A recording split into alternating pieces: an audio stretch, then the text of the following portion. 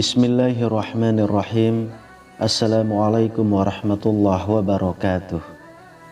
Syukur alhamdulillah kita bisa berjumpa lagi di channel ini.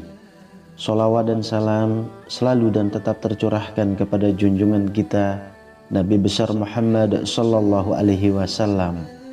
Allahumma sholli ala sayyidina Muhammad wa ala ali sayyidina Muhammad. Harapan dan doa saya semoga saudaraku semuanya selalu diberikan kesehatan, dilapangkan rezekinya, diampuni dosa-dosanya, dan dipanjangkan umurnya. Amin ya rabbal alamin.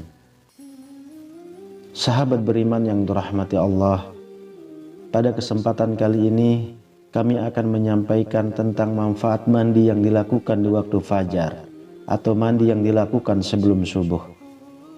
Mandi merupakan kewajiban semua insan agar badan senantiasa sehat, segar dan bugar, bersih dari setiap kotoran yang menempel pada badan. Di dalam Islam, kebersihan merupakan bagian dari keimanan. Oleh sebab itu, sebagai seorang muslim, kita diwajibkan mandi untuk senantiasa menjaga kebersihan badan. Ada waktu-waktu tertentu jika mandi yang dilakukan agar bisa mendapat manfaat bagi tubuh.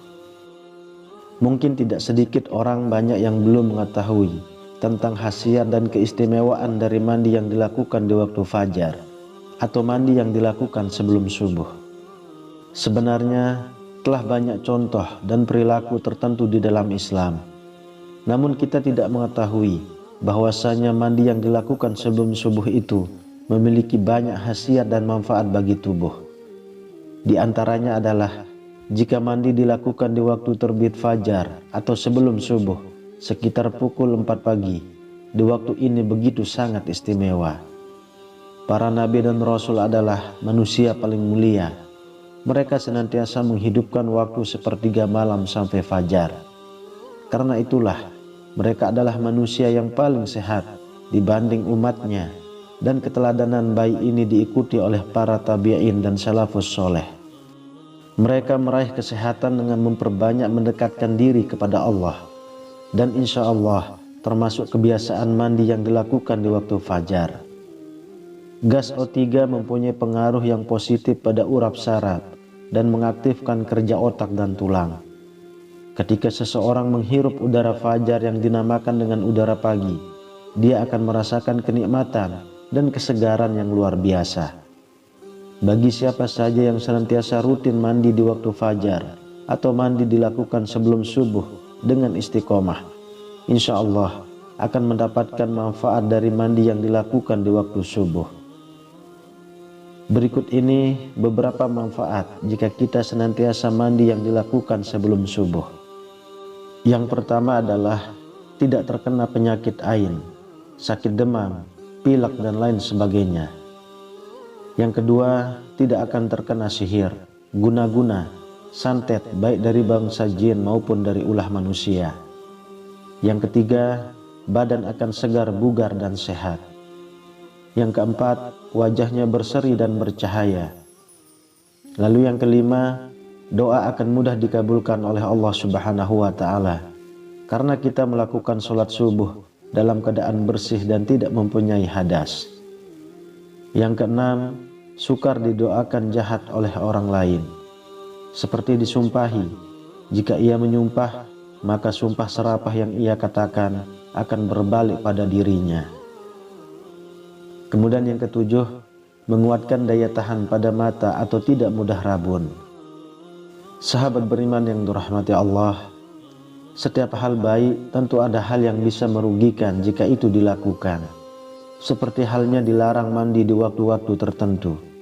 Karena jika itu dilakukan, maka akan berdampak kurang baik bagi kesehatan tubuh kita. Berikut waktu yang dilarang untuk mandi. Yang pertama adalah jangan mandi 30 menit setelah sholat asar. Karena di waktu tersebut, kondisi darah di tubuh dalam keadaan panas. Sehingga jika kita melakukan mandi di waktu ini, bisa mengakibatkan akan timbulnya rasa lelah dan letih yang berlebihan. Lalu yang kedua, jangan mandi setelah maghrib. Karena pada waktu setelah maghrib antara pukul 18 sampai dengan pukul 19, di mana di waktu ini kondisi jantung kita sedang dalam keadaan lemah.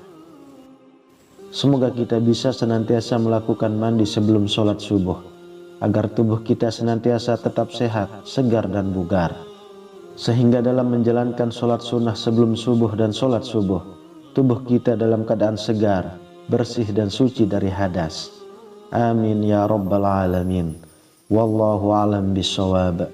Demikian yang bisa saya bagikan, semoga bermanfaat untuk kita semua. Assalamualaikum warahmatullahi wabarakatuh.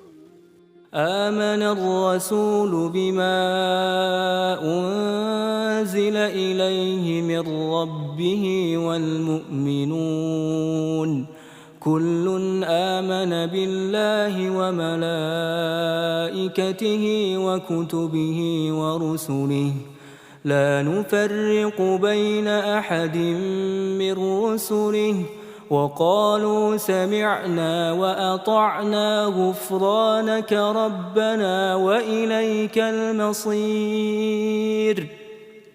لا يكلف الله نفسا إلا وسعها لها ما كسبت وعليها ما اكتسبت ربنا لا تؤاخذنا